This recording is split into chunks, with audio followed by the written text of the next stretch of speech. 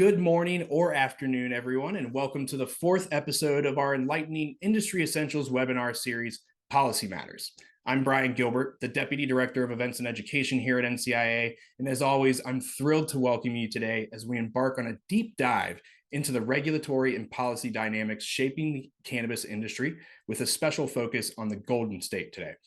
Today, we're honored to have with us Nicole Elliott, Director of the California Department of Cannabis Control, for an exclusive discussion on the evolution and trajectory of cannabis regulation in California.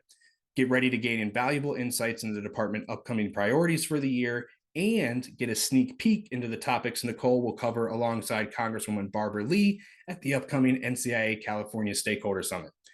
We'll delve into critical issues such as the persistent challenges of the illicit market, the importance of social equity in cannabis licensing, the distinctions between medical and adult use markets, and the impact of federal reform and regulation on state-level cannabis policies.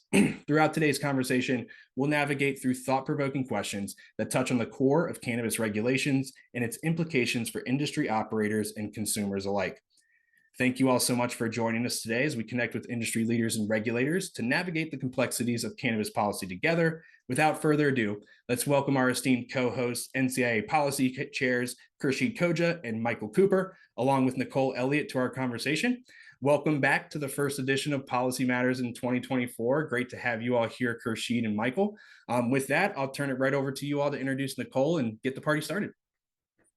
Thanks, Brian, and thank you, Khurshid. Fun to be back in 24. And of course, Nicole, thank you so much for joining us. It is always a pleasure to have you on NCIA webinars, conferences, any forum we can get you on. It's great to be here. Thanks for having me. So I would like to say that you're a person who in this industry needs no introduction, but you're the director of the California DCC. You oversee the largest state market for cannabis. Before that, you led San Francisco's Office of Cannabis. But even though you've had all of these sort of headline roles in cannabis and played such a crucial role, one of the things that we always think is fascinating is what sort of led you to these jobs. What makes you want to do these things? And we've gotten some fascinating answers from your colleagues. So we're excited to hear more about your journey and what inspired you to want to be a cannabis regulator. Well, I'm happy to share it. I think, I'm interested in hearing everyone's journeys to these jobs as well, because they're unique and challenging jobs. And sometimes you have to wonder why people do them. But for me, I landed in San Francisco for college. And once I got out of college, I was in the hospitality industry. I bartended. But from there, I started working in local government for then Mayor Newsom, and did a lot of different jobs in his administration, and then had the opportunity to work for the late Mayor Ed Lee in his tenure and as the San Francisco mayor. And again, found myself taking on a lot of different jobs. Sort of ended my time in his administration working on local, state, and federal policy, managing the mayor's portfolio in that space, engaging with a lot of local officials, elected board members, as well as commissioners that oversee a lot of the departments in San Francisco. And so when Prop 64 passed, San Francisco was not as prepared as one might think to implement an adult use framework. And so, in the middle of, I think, 2017, there was an opportunity to project manage getting San Francisco prepared to implement, as early in 2018 as possible. And so I really jumped at that opportunity because it seemed like a really immense challenge, one where I had a lot of room to learn, which is something I love to do in this job, and really sort of create a policy with some brilliant people, external and internal stakeholders in San Francisco government, and then whip it through a legislative process through commissions, through the board, and then stand up that program by, I think it was like the third day of January. So we were a few days past Jan 1, but that was a really fun, hard challenge. And I spent a lot of my life in City Hall sending emails on Christmas and New Year's Eve to try and make that work and to see it come to fruition. And that was really rewarding.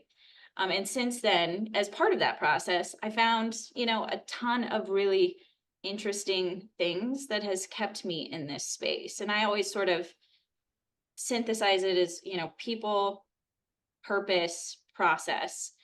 From the people side, there's a lot of people influences that sort of from my past that connected to my work in this space. And then, of course, the people that I've met in this space. From my past, when I was at USF, I was studying criminology and I spent some time volunteering in San Quentin. And when I was in San Quentin, you can see how sort of racist our criminal justice system is. You literally can see it. And that was really striking to me to see that,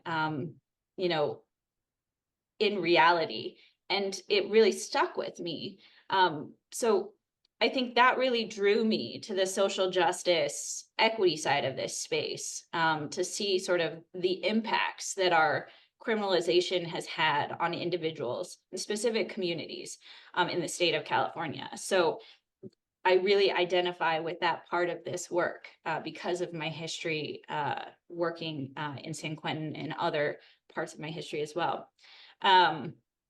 Then, of course, the people I work with in either space, San Francisco or here now at the state, they're really passionate and they're committed. They are often quite brilliant.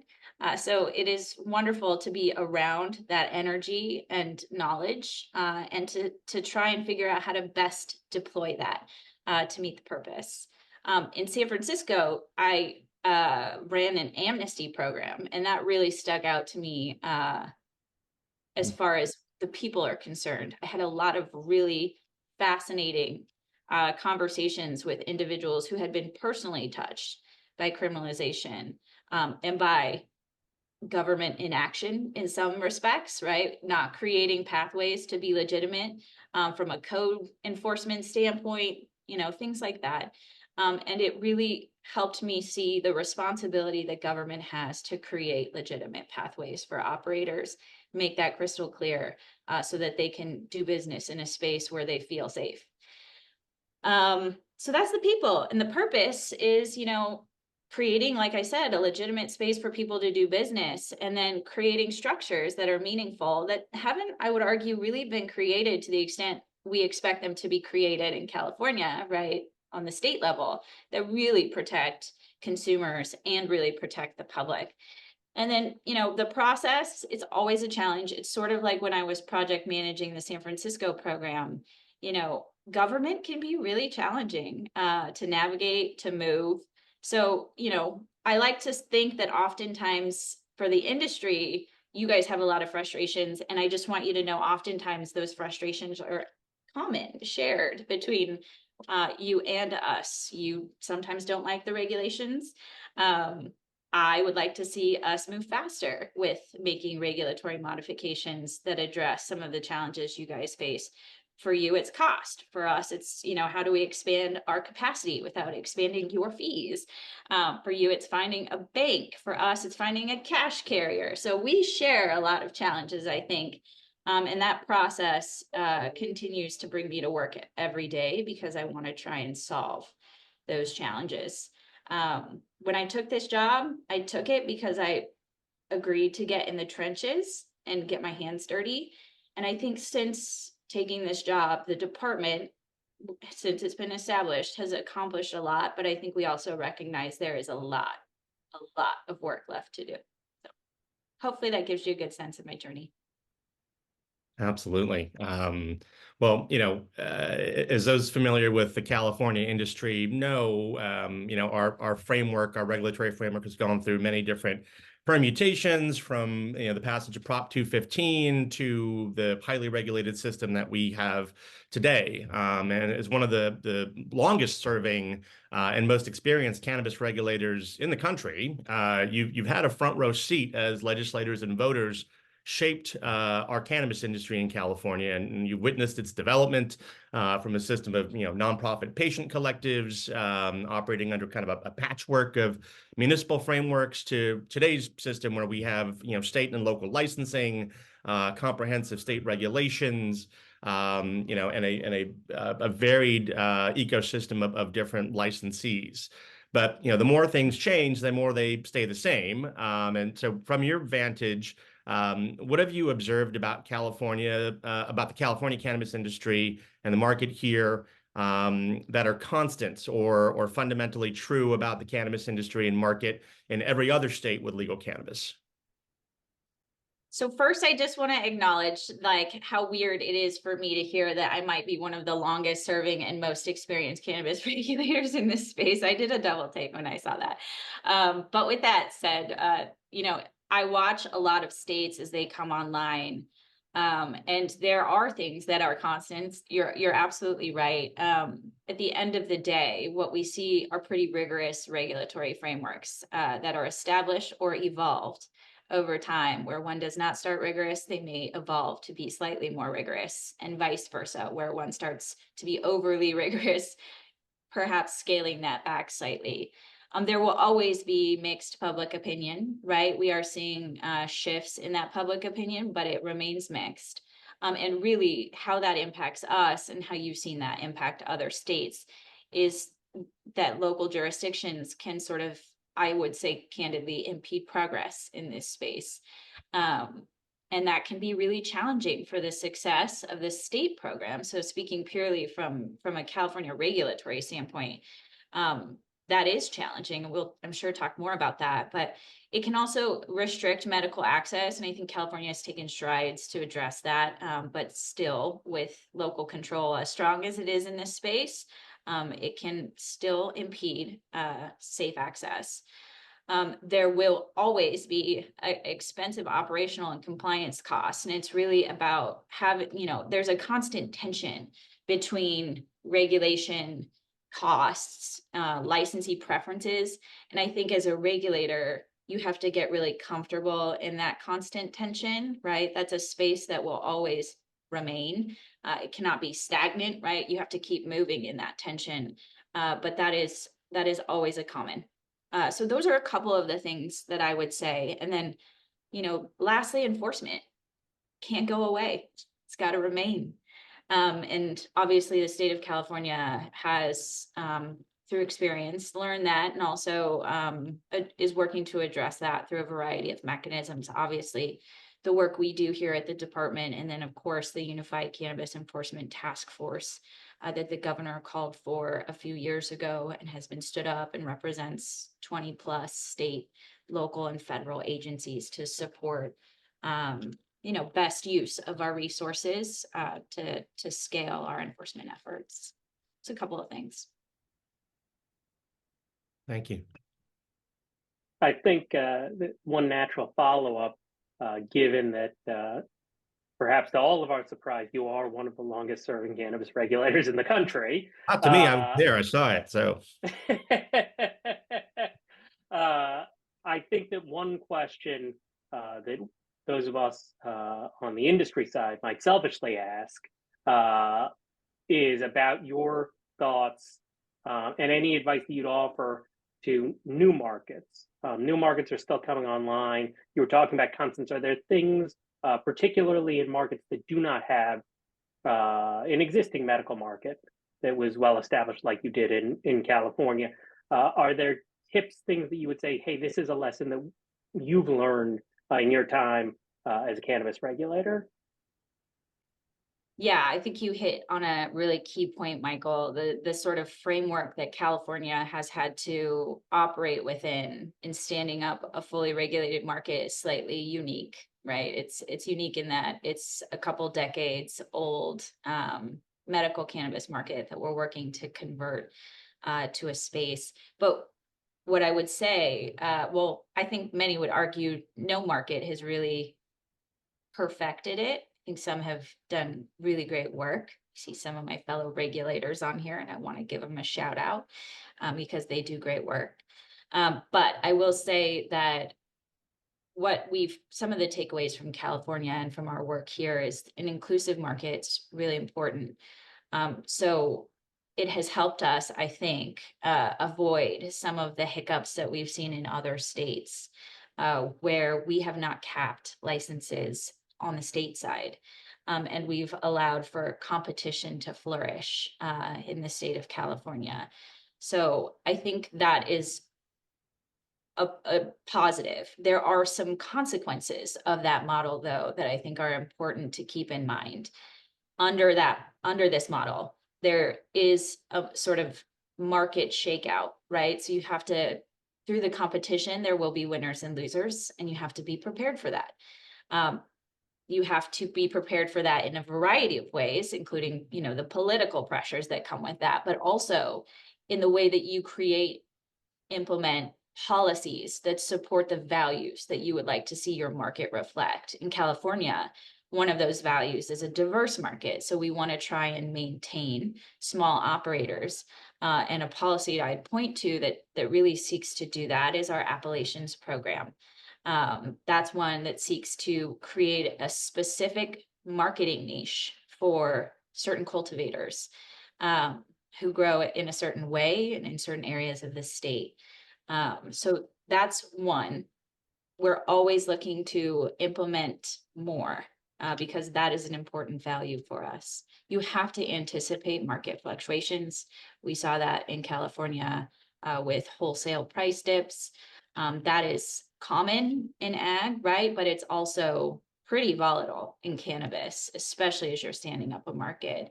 So being prepared for that, trying to create policies that support market stability, something we are also constantly trying to do. And then just try not to overcomplicate it because it's already really complicated. So try to keep it as simple as possible is what I would say. Those would be some of my top tips. I love that you mentioned the appellations of origin. That was one of the very first projects that kind of drew me into the industry in 2011, 2012, working with farmers in Humboldt, Mendocino, and our colleague Kristen, who is in the background there as well, to basically set up appellations for the Emerald Triangle and to brand cannabis coming from the Emerald Triangle. And so to see it kind of come to final fruition at the state level is amazing. So, and a testament to the creativity of the people in the DCC and the vision that they have. So really pleased with that development. I'll just add, Khurshid, it's a testament to the cultivators too. I think you acknowledge them, but I know they did a lot of advocacy. That was a multi-year effort. And to Senator McGuire, now our pro tem, who led that effort as well. The other thing I'll point to, which is in that vein, and you reminded me, Khurshid, is the Department of Cannabis Control might be uniquely situated in that we receive $10 million annually to support academic research by California academic institutions. And one of the, we had academics ask us what types of things we would want to see them pursue to help, focus their proposals on that. And one of the proposals we put forward was a legacy genetics proposal, which is another effort to try and support sort of the history and the culture of California cannabis and the people who've really protected that over the course of time. So that is a research project that's currently underway. We're super excited about it, but that's another example I'd point to. Those policies really where we hope they have a long-term meaningful impact for our market diversity. it's fantastic to see California kind of leading the industry. Like other states that have a regulated cannabis market, California also continues to see unlicensed and unregulated commercial cannabis activity.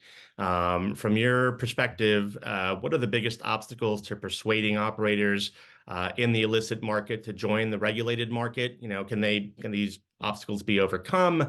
What message do you have also for the licensed operators who, have come into the regulated system? They're trying to play by the rules, and they feel a bit frustrated sometimes by the continued competition from unregulated operators and unregulated products.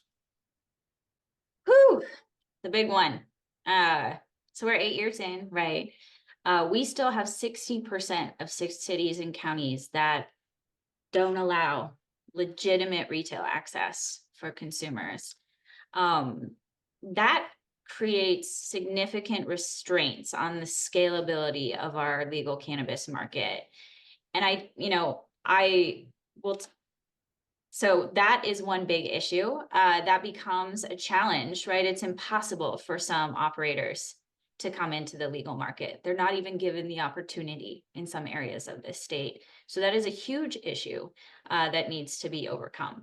The state is trying to help in certain ways, right? We have a local jurisdiction assistance grant program, and that's really trying to help those jurisdictions that have small legacy operators convert into annual licensure and stay in the legal market. We also have a local jurisdiction retail access grant program, and that's for local jurisdictions that haven't yet come online, but want to take it seriously and create those pathways. We're trying to remove any excuse financially that they can't do it by supporting them and in some ways incentivizing them to create retail opportunities in their jurisdictions. And when we set that program up, we did it with an eye towards those areas of the state that are most negatively impacted by continued prohibition, based on some economic modeling that we did related to some surveys, some federal surveys as well. So it was a really well thought out program. I am not seeing as much uptake in that program as I would like. So I think that there's a lot of work to do around continuing to push locals to think about what this could look like in their jurisdiction and providing them support to bring that online, more than just financial support. And then, of course, there will be operators who are never going to come into the legal market, despite having opportunity to do so, and that will require enforcement. So it's a sort of mixed bag of variables that we deal with and that we have to pursue, but we're trying to hit it from every single angle. And another one that I want to point out is our most recent consumer awareness campaign, which is seeking to do a couple of things. But before I talk about that, I want to talk about what informed that campaign. So as we do pretty regularly now, we're starting to build this into our own internal systems. We recently updated some of our economic modeling. And that modeling looks at production and consumption capacity and trends in the state of California and demand. So through that exercise, we estimate that current California consumers are consuming about 2.9 million pounds annually. But we know that a good amount of that is being met, a good amount of that consumption is being met by consumption in the unlicensed space. I think that's reflective of a lot of our deserts, if you will, in California. So we also did some polling. We did some polling late this summer. I don't know if anybody here got it, but I know some people who did. It was polling across the state of California. And what we discovered from that polling are a couple of key things. We know that Californians generally hold positive views of cannabis, but they're confused about what's legal and the legal status of local sales. They acknowledge the presence of illegal cannabis operators, but they overwhelmingly think it's important to purchase cannabis from legal retailers. Mm-hmm. Those who use cannabis for health and wellness want to access safe products from legal retailers. And most importantly, after education, support for purchasing legal cannabis increased substantially, particularly across older Californians. So taken together, right, we know we have a good amount of consumption from the illegal market. We know there's an opportunity through education to shift some behavior to the legal market. And that is why we have a consumer awareness campaign. And that is our Real California Cannabis campaign. Wonderful. I know we'll get into more of that in a bit, but Michael, you wanted to touch on the enforcement point? Yes. Sorry. I just wanted to know, this is one of those questions that comes up a lot across the country. If there are strategies that you've identified, again, given your tenure and expertise, on states that are trying to deal with that illicit market as it flows across borders, whether it's trade and counterfeit goods, products unlawfully diverted from regulated markets, or equally concerning, products masquerading as products diverted from regulated markets.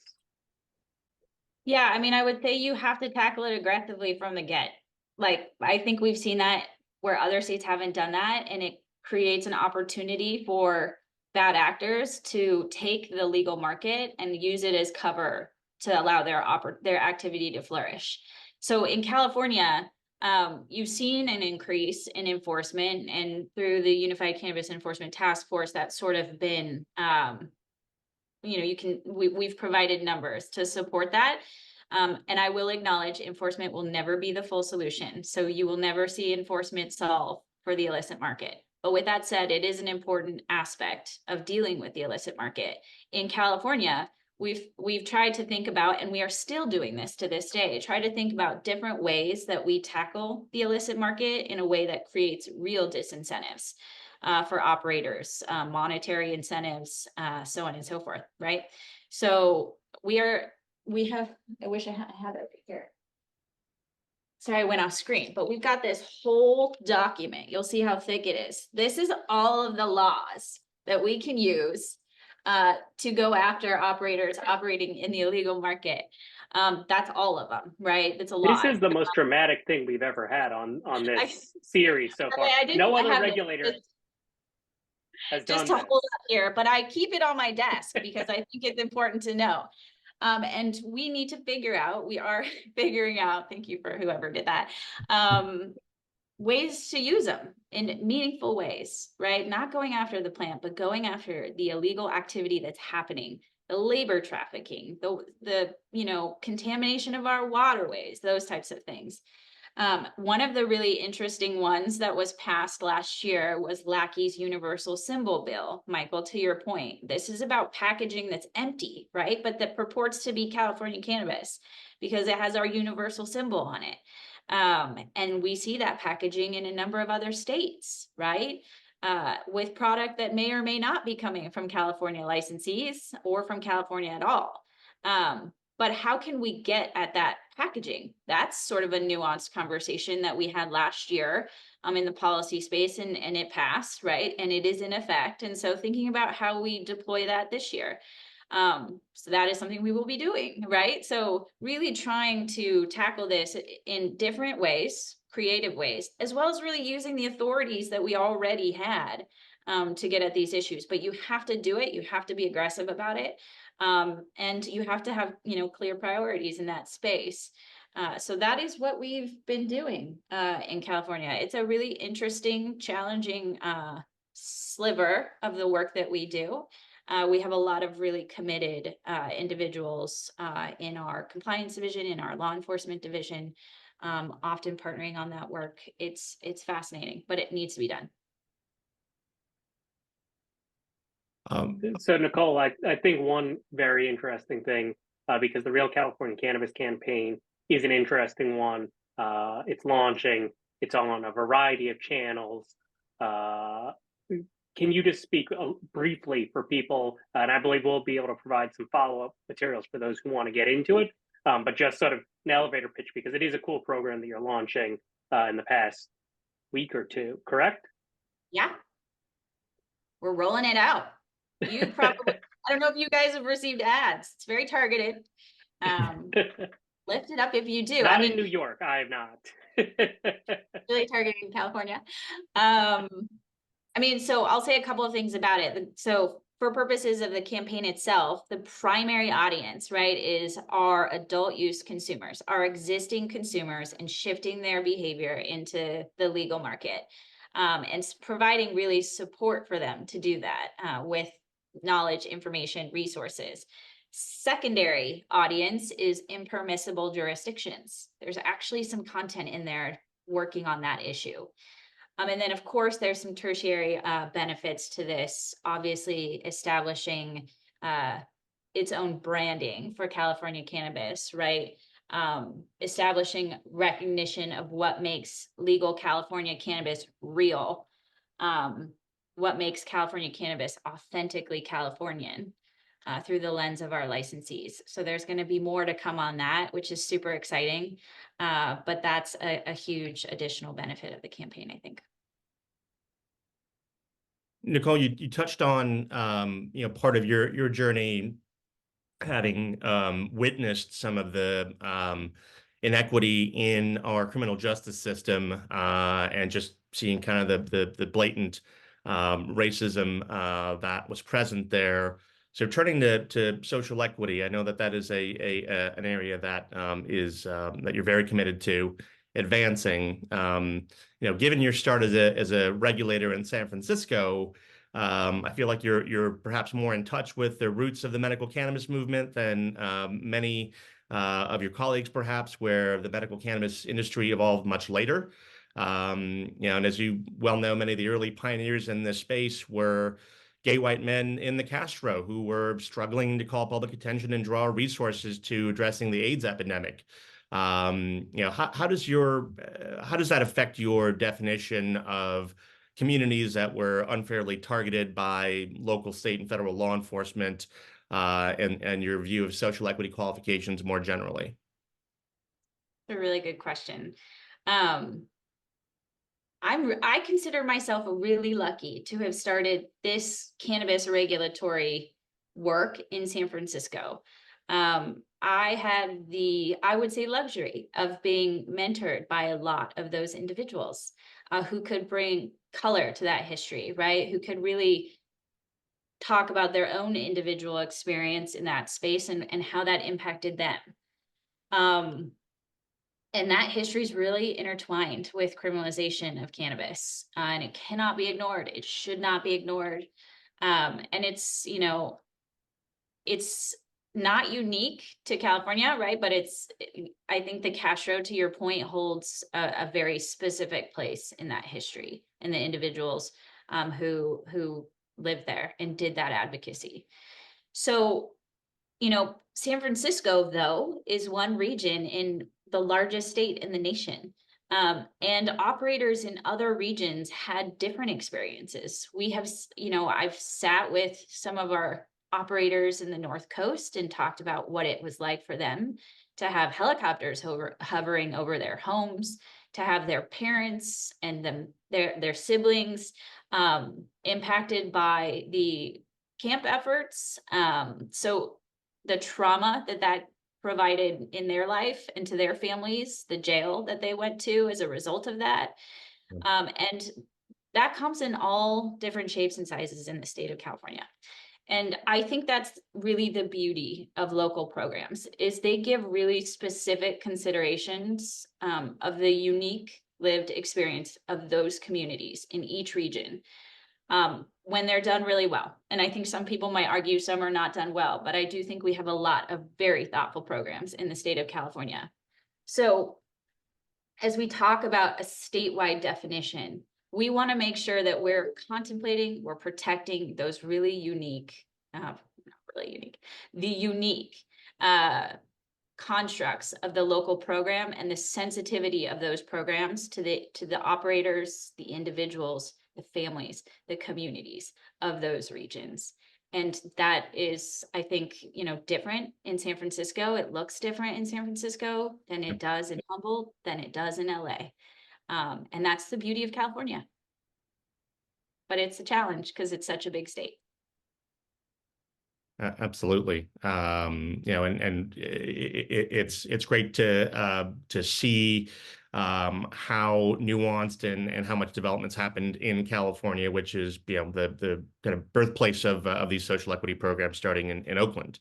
There's a lot of debate about whether these social equity licensing programs though have been effective in the cannabis industry.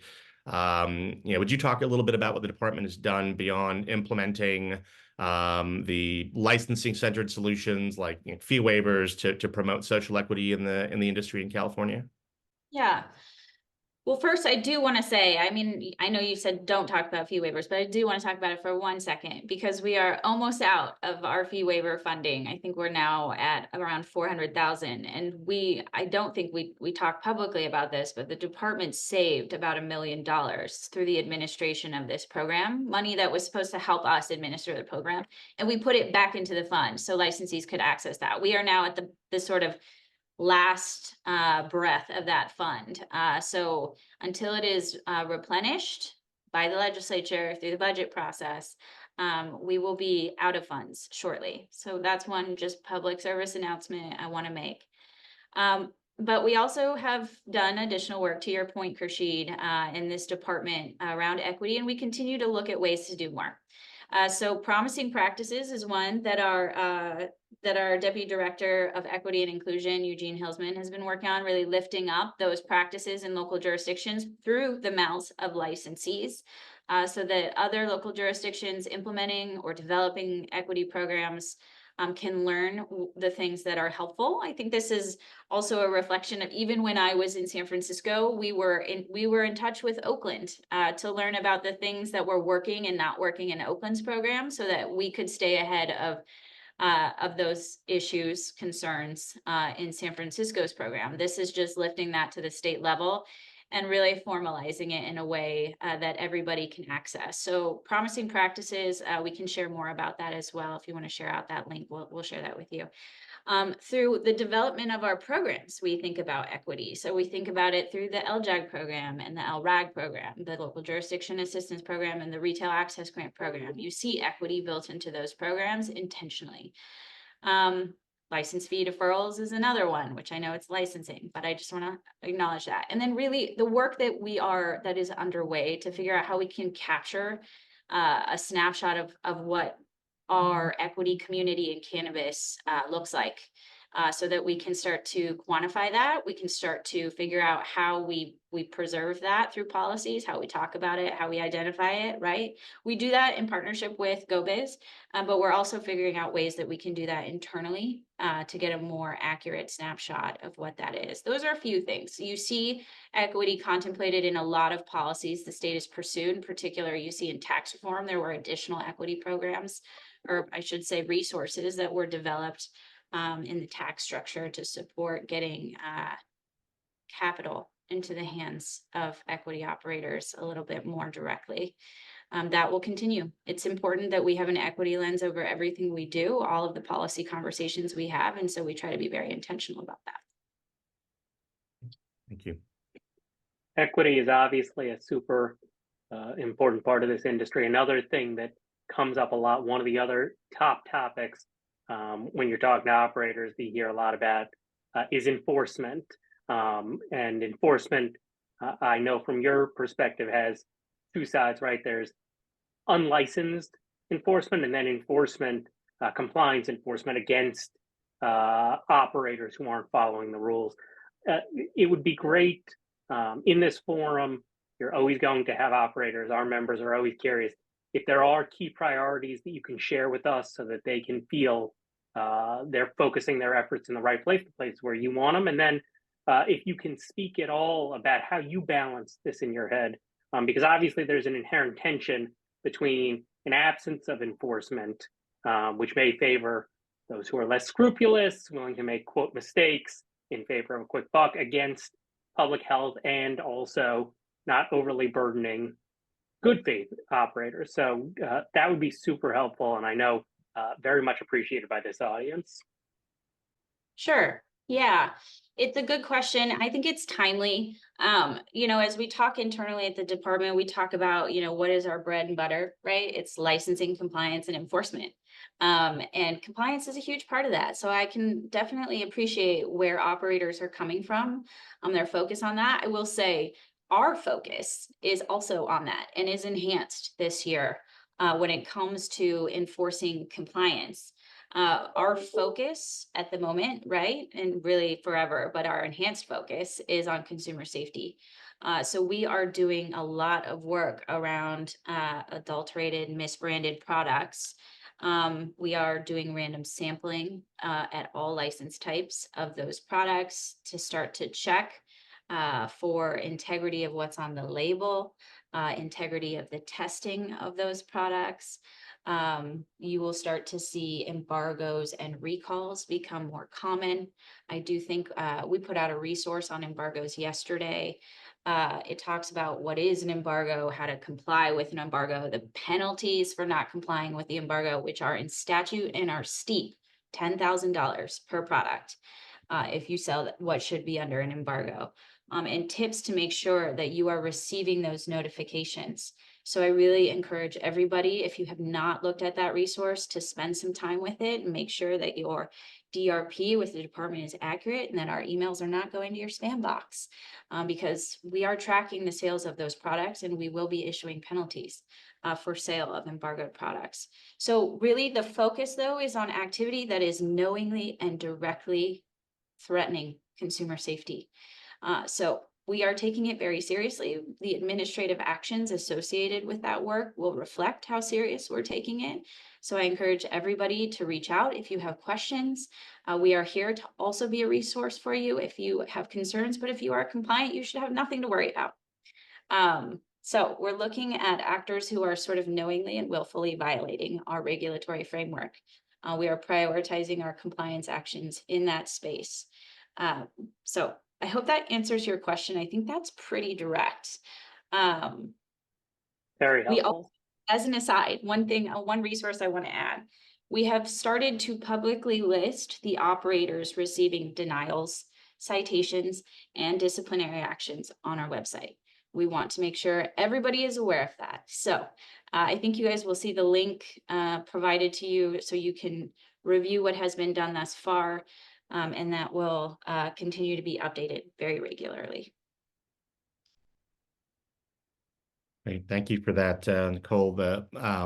Turning more now to the federal side, many states have been grappling with an influx of intoxicating hemp-derived cannabinoid products that were effectively descheduled at the federal level by the 2018 Farm Bill.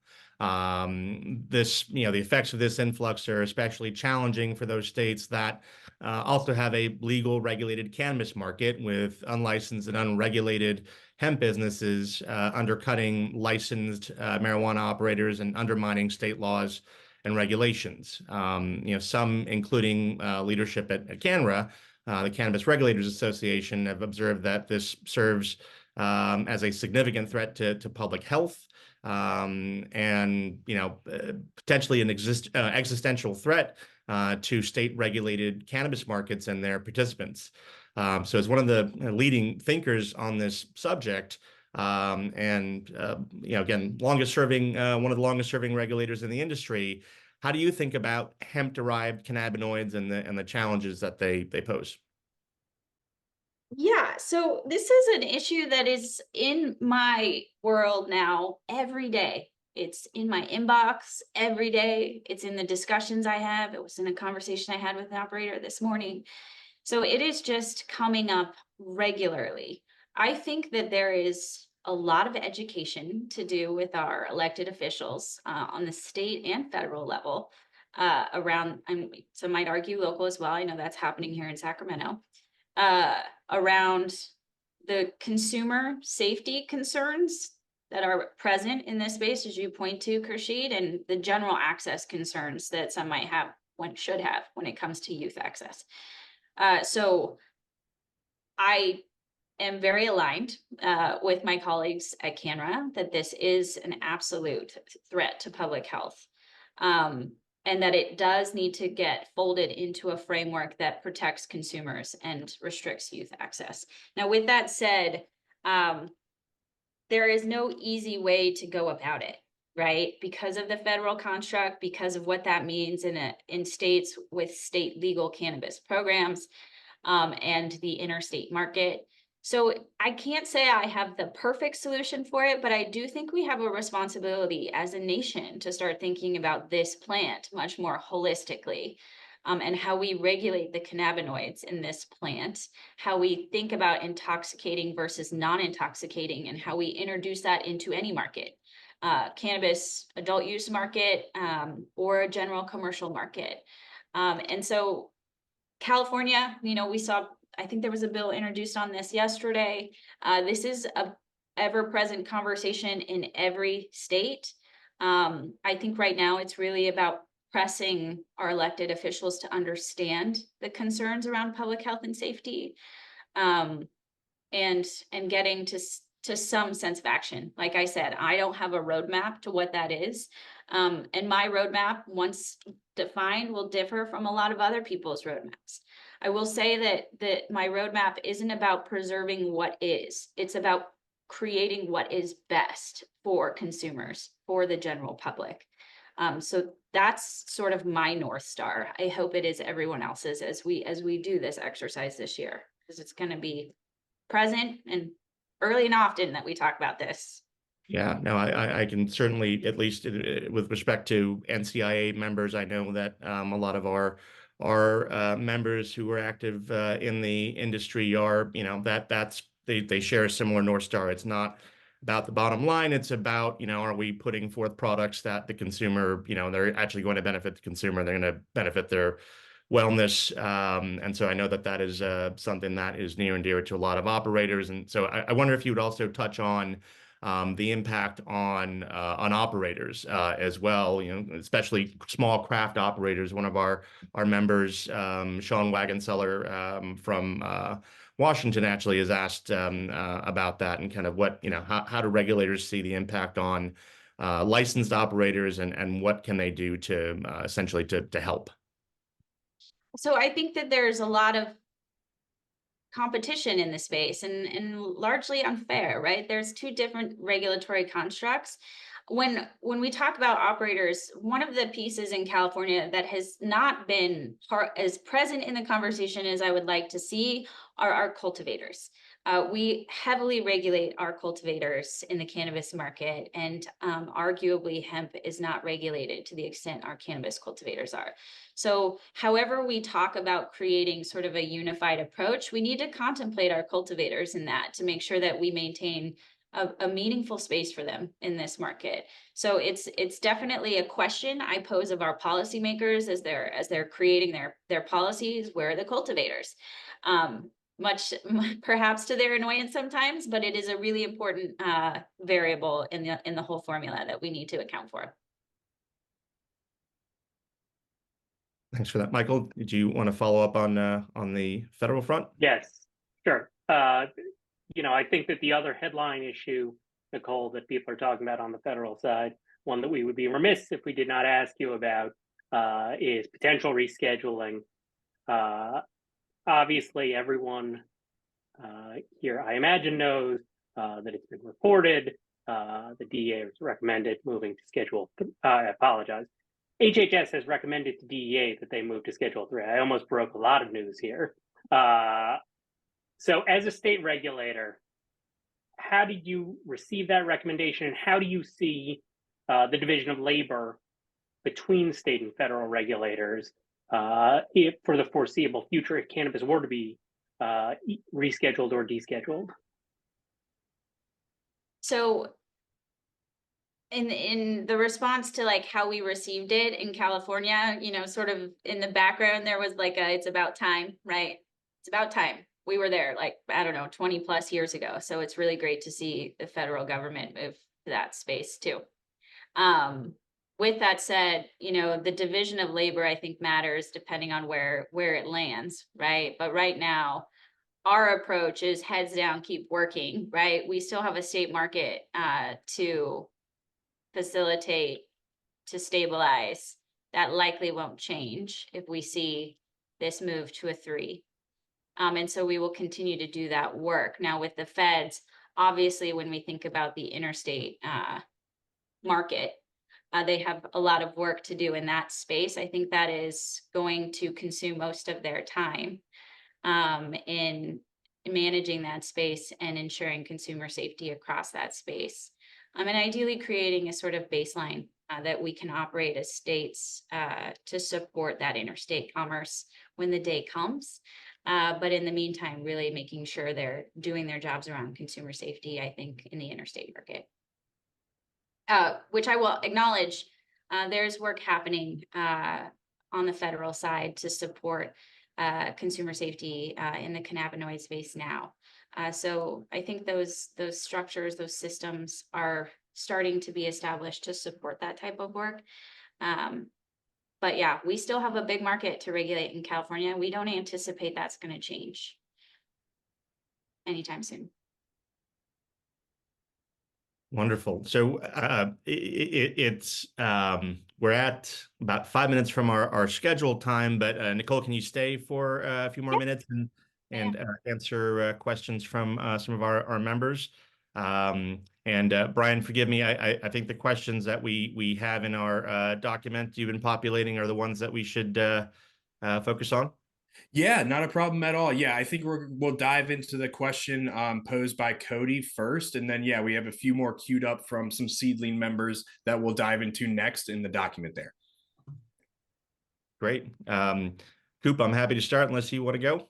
Please. I couldn't possibly read it any better than you could, Kershey, a well-known, very literate individual. So please. All right. As Brian mentioned, from our fellow board member, Cody Bass at Tahoe Wellness Center, an Evergreen member, and also Michelle Williamson, Riverview Farms. Nicole, would you please tell us more about the new cannabinoid testing standards implemented by the DCC? What has changed and what timelines or deadlines impacted the implementation of the new cannabinoid testing standards? Yeah, so that was a bill sponsored by Senator Laird and passed in October of 2021. We are implementing it now, January 1, 2024. So there was a good period of time between passing and implementation. And it was a bill that required the department to establish one or more standardized cannabinoid test methods to be used across all testing laboratories. That bill required those methods to be implemented on or before January 1, 2023. So here we are a year later implementing that, creating a runway for labs to do that, but really in standardizing that method, supporting some more rigorous accountability for testing in this space. I know it's not a loved method by everyone. That's okay. But we were very serious about, remain very serious about labs using that method. And so that is why you saw us restrict labs from testing cannabinoids absent that method starting January 1, because we need to be serious about implementing the mandates policymakers hand us. And we want to see labs take that equally as serious. So that is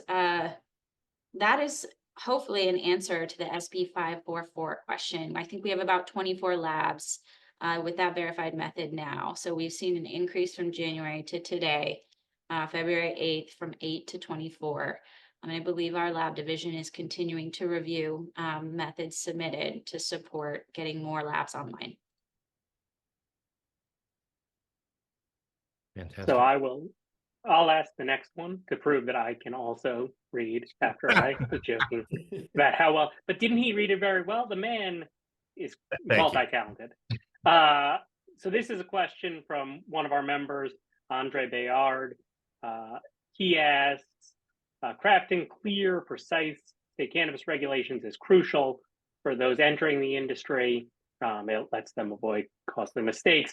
How can you as a regulator try to ensure that rules are easily understood to eliminate ambiguity? See, that's why I need Kershey to read. I can't read the questions. And how might that approach inform potential federal legalization efforts? And relatedly, he talks about whether there are partnerships between regulators and ancillary suppliers that could contribute to quality and safety standards that would benefit consumers and promote trust. Okay, so how are we making our regulations understandable, first and foremost, is the question, and then what partnerships, federal activity is occurring to support that? Yes. That's a common, I would say that's a common challenge for government wholesale, right? Is how do we take legalese and make it really understandable to the operations that we're seeking to regulate? And I would just say it's an ongoing effort, right? We know we're putting through multiple regulatory packages, ideally this year, right? One, we've daylighted that already. One is a cultivation package. We anticipate more, including potentially a lab package. And so as we go through that effort, really trying to crystallize exactly what we mean so that there is less ambiguity or hopefully no ambiguity. And then also on the operational side, trying to be more supportive of creating direct answers for you guys when you come and ask for clarification. That is an ongoing effort as well, but one where we know there needs to be energy focused. So that is, that's a couple of things that we're doing. Obviously, we know that these reg packages are not the entire regulatory framework. So as I indicated, it's going to be an ongoing effort. But we're really trying to focus our energy on that as we final our reg packages. And then partnerships, I would highlight CANNRA as one area where we're doing a lot of that work on the federal side and with third parties to try and bring back those best practices for our space and prepare for a sort of federal framework more holistically. But I would point to CANNRA as a great partnership and source of information on that front. And for what it's worth, a number of your CANNRA colleagues are on this on this webinar. And obviously, it was one of the topics that we originally wanted to ask you about. You're a board member at CANNRA. We very much appreciate the ongoing dialogue between our organizations. So I'd be remiss if I didn't mention that when you mentioned CANNRA. Yeah, it's an incredible space. It's all of my counterparts from across the United States and abroad. And it's just it's a treasure trove of resources. I love my time with that group, and I feel very honored to be on the board. Yeah, I know that Michael and I especially have definitely enjoyed the time that we have spent the last few years now being invited to the CANNRA stakeholder meeting and being able to talk to the assembled regulators there and share feedback from the industry. And so wonderful organization, and really happy to have that relationship between CANNRA and NCIA. Another question from a seedling member, Jennifer Pratt at A Therapeutic Alternative, who Brian mentioned earlier. They are a lead sponsor of our upcoming California Stakeholder Summit that Nicole will also be speaking at. So from Jennifer Pratt, she asks, I feel like for retailers, the trade sample regulations are not realistic. To only be able to give one trade sample to an employee each month causes us to have a huge backlog of older items. Would love consideration for a higher threshold. Is that in the cards? That's a common piece of feedback we get. There are a lot of dynamics in that space around trade samples, a lot of interested parties. We are just one. So I'm happy to talk directly to you about that and some of the variables that impact that threshold so that you can focus your energies around advocacy for change in a really useful space. I'll ask one from JJ Hansen, who is a seedling member, Dank City Delivery. And JJ's question is about taxes. I'm going to paraphrase it slightly. JJ, hopefully you won't mind. But JJ says, when are we going to see reform on taxes? This creates a tension, a lack of competitiveness with the illicit market. Now, I know you will say, obviously the DCC does not set the tax rate.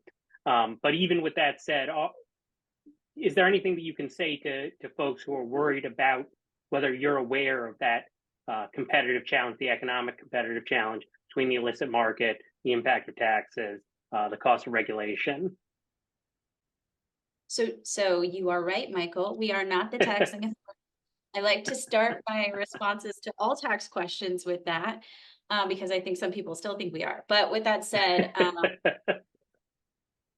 deeply understand the imbalance between the cost pressures in the legal versus illegal space, and the challenges that creates for our licensees to stay in the legal market. That is a driving force behind a lot of the work we do. That's why we have an economist on staff, basically, or contracted, so that we can do that sort of assessment of the regulations that we put in place or that we want to change, where we want to see that cost of doing business in the regulated market go down. That is something we continuously work for. We want to meet the objectives of the framework, but we don't want to do it in ways that creates unnecessary financial burdens. But I will say there will always be a cost difference between the legal and illegal market. That's not going to go away because regulation does have costs associated with it. And ideally, we want to get consumers to a space where they understand the benefits of consuming from the legal market, so that we can keep that market stable and shift all our consumer behavior in that space.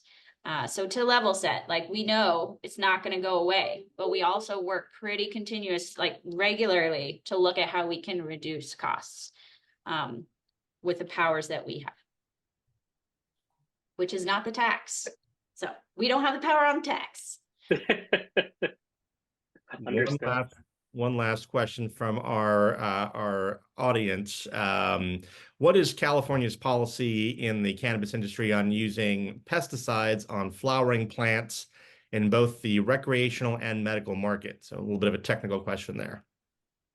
Yeah, so pesticide is a big problem in this space, and DPR, Department of Pesticide Regulation, has a list available, which we can share with you guys, of allowable pesticides for use in cannabis crops. These products have instructions that describe at what stage of a plant's life the pesticide can be used. And so we encourage you guys to look at that, to pay attention to that. We do set thresholds for pesticides residuals in our products and on flower. And we enforce those thresholds through embargoes, investigations, and recalls. You have seen a recent pesticide recall, I believe. So we will continue to do that. You should anticipate we will continue to do that, and that will increase over time. Again, check out the DPR website on allowable pesticides, and please pay attention to those thresholds, because I know a financial loss when we pull product out of the market, but it has to stay within the allowable thresholds. Great. Well, Nicole, we are incredibly appreciative of your willingness to be here with us today and taking time to speak directly to the industry. To say nothing of our ongoing relationship personally with you as well. Is there a concluding message you'd like to deliver directly to the industry and to our members? I would say, so I had the opportunity to visit with a lot of operators yesterday at CCIA's event. And one of the things I take away from is, our door remains open. And I think people know how to find me. If you don't know, it's pretty easy. It's my first and last name at cannabis.ca.gov. Please use it. Please reach out. We want to have those conversations with all of our operators about what they're seeing, what they're experiencing in this space. We want to serve as a resource to you guys, but also we continue to learn a lot from everybody in this space. And I don't want that to be forgotten. Those conversations, those relationships are important. So I appreciate everybody who has done that thus far. I see a lot of familiar names in this space, and I want to thank you guys for that partnership. And I would say just please keep it up, because as I said at the top, we have a lot of work left to do, and I would love to do that in partnership with the industry. And thank you again for having me, and for everybody for sticking it out for this last hour. Our pleasure. Thank you. Thank you, Nicole. Well, fantastic. Thank you so much, Nicole, for really diving into the complexities and the nuances of so many of those different elements of today's conversation alongside Michael and Khurshid. Huge thank you to Michael and Khurshid for your continued support of this series and your leadership in working with these regulators to really craft these captivating and compelling conversations for our members to participate in. While we're closing things out, I did just activate a quick outro poll. We'd love all of your all's immediate feedback on what you all are taking away from today's conversation and your interest in following up and participating in upcoming NCIA focused activities. And then while I still have a few of you as well, I want to give you a quick preview and shout out of some of those specific activities that we are going to be taking place over the next few weeks. So as we made mention throughout the conversation, in case you missed it, Nicole is one of our featured speakers at NCIA's upcoming California Stakeholder Summit, taking place in just 2 weeks in Sacramento at the Sophia Theater. She'll be sitting alongside Congresswoman Barbara Lee for a conversation specifically focused on the potential impacts of federal rescheduling on state legal markets. And there will also be another regional panel to kick off the program featuring Assembly Majority Leader Cecilia Aguiar Curry, specifically talking about proposed state legislation affecting hemp-derived cannabinoid products. So really following up and diving even deeper into some of the conversations that we touched on today. As always, with our regional educational events, NCIA members gain exclusive complimentary access. But if you are one of the non-members that are here joining us for today's conversation, in light and an appreciation of your participation, we will be extending a 50% off discount code so that you can secure a discounted access to that upcoming event, learn more about the benefits of membership with the association, and hopefully mark your calendars to join us later this spring for our 12th annual Cannabis Industry Lobby Days. Prices for this event will go up the day of, so make sure to mark your calendars and hopefully secure your spot over the next 2 weeks. And if you have any questions, comments, or concerns about this event, feel free to reach out to anyone at NCIA at any time. Huge and thank you and shout out to all the amazing sponsors that are supporting all of these upcoming events. Huge thank you in particular to A Therapeutic Alternative, who really were the catalyst for us bringing this event series to Sacramento in particular. So really want to give a huge shout out to their team and Kimberly Cargile in particular.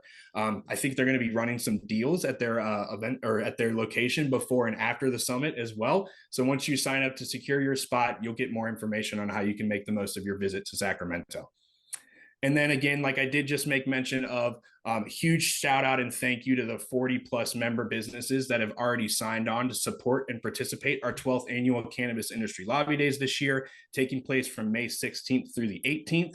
We are currently in the second round of early bird pricing for this event. So make sure to mark your calendars and plan for your commitment to join us in DC before the end of the month.